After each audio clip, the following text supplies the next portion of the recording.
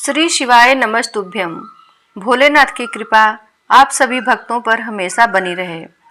आइए सुनते हैं विद्येश्वर संहिता अध्याय 17 की कथा। ऋषि बोले, प्रभु महामुने, आप हमारे लिए क्रमशः षडलिंग स्वरूप प्रणव का महात्म्य तथा शिव भक्त की पूजन का प्रकार बताइए। सूत जी ने कहा, महर्षियों, आप लोग तपस्या के धनी हैं। आपने यह बड़ा सुंदर प्रश्न उपस्थित किया है, किंतु इसका ठीक ठीक उत्तर महादेव जी ही जानते हैं, दूसरा कोई नहीं। तथापि भगवान शिव की कृपा से ही मैं इस विषय का वर्णन करूंगा। वे भगवान शिव हमारी और आप लोगों की रक्षा का भारी भार बारंबार स्वयं ही ग्रहण करें। प्रनाम है प्रकृति से उत्पन्न संसार रूपी महासागर का प्रणव, इससे पार करने के लिए दूसरी नाव है, इसलिए इस ओमकार को प्रणव की संज्ञा देते हैं।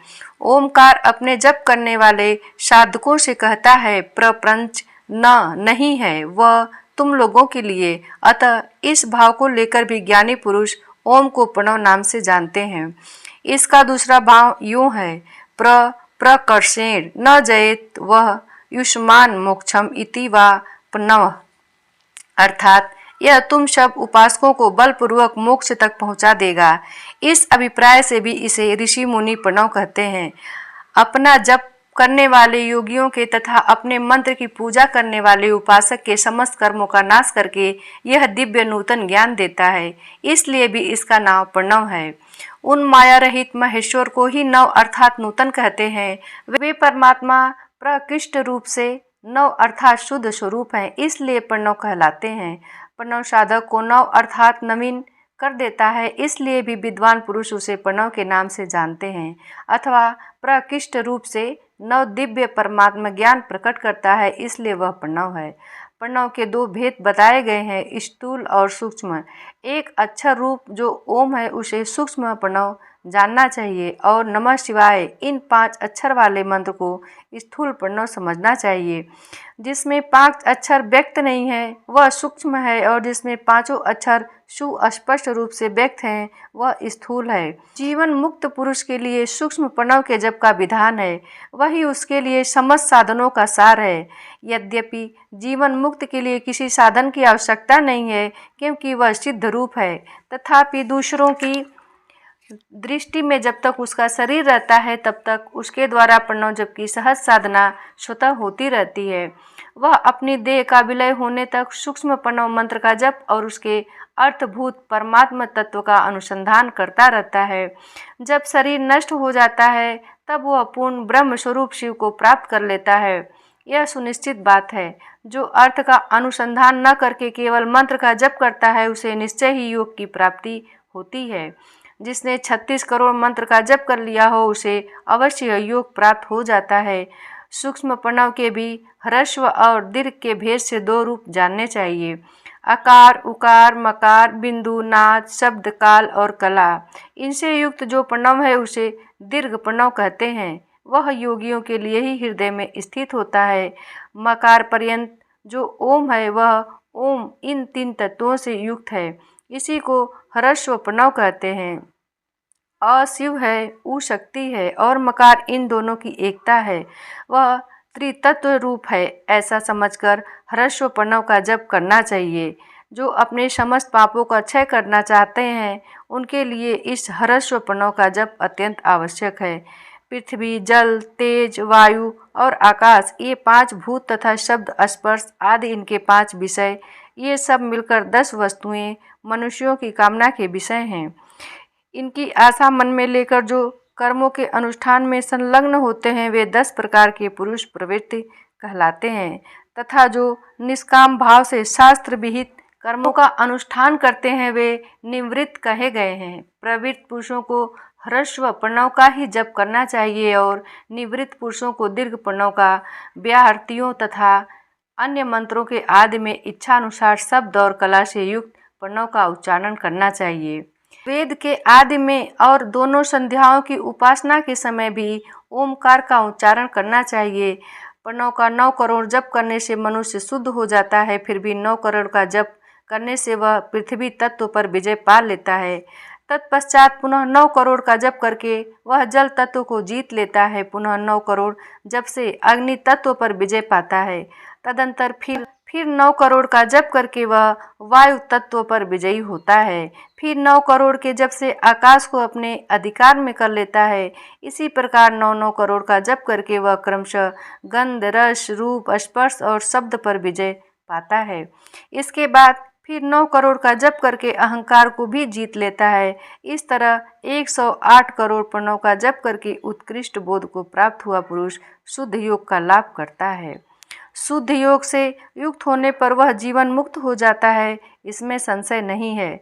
सदा प्रणव का जप और प्रणव रूपी शिव का ध्यान करते करते समाधि में स्थित हुआ महायोगी पुरुष साक्षात शिव ही है, इसमें संशय नहीं है।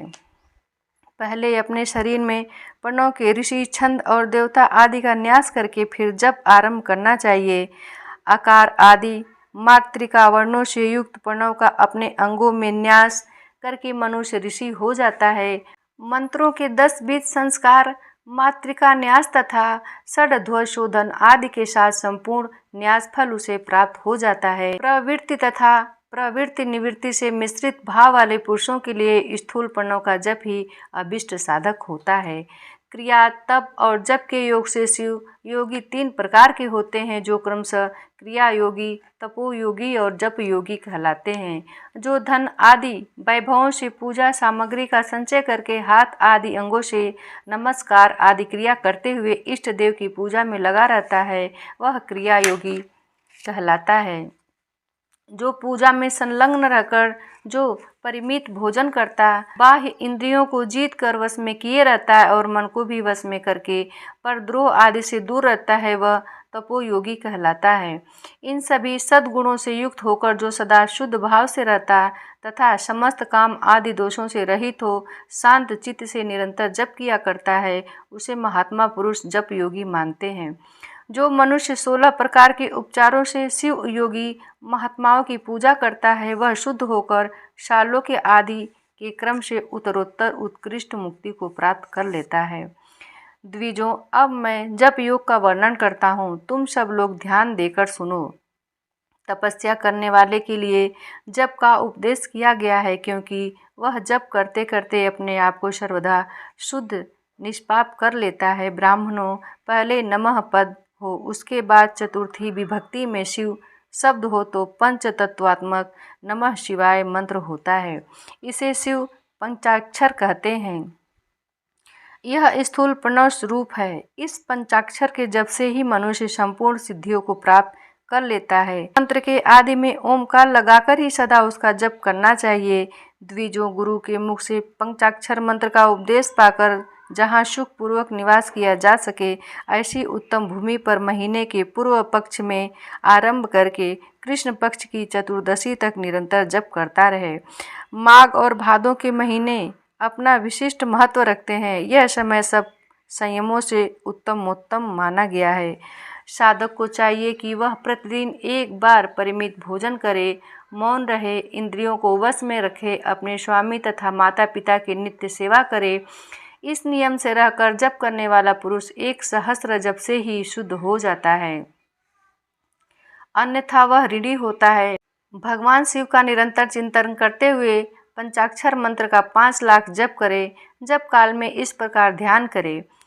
कल्याणदाता भगवान शिव कमल के आसन पर विराजमान हैं। उनका मस्तक श्री गंगा जी तथा चंद्रमा की कला से सुशोभित है। उनकी बाईं जांघ पर आदि शक्ति भगवती उमा बैठी हैं। वहां खड़े हुए बड़े बड़े गण भगवान शिव की शोभा बढ़ा रहे हैं। महादेव जी अपने 4 हाथों में मृग मुद्रा, टंक तथा वर एवं अभय की मुद्राएं धारण किए हुए हैं।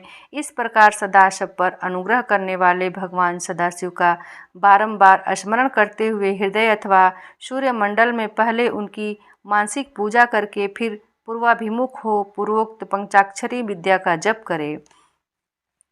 उन दिनों साधक सदा शुद्ध कर्म ही करे।